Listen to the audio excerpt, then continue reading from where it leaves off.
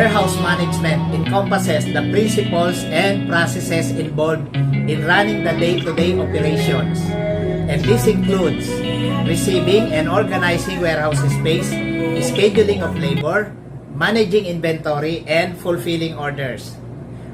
The need for effective warehouse management is more important than ever, but the solution is basic, and I will assure you, proper stock arrangement will solve the 50% of your problem in the operations.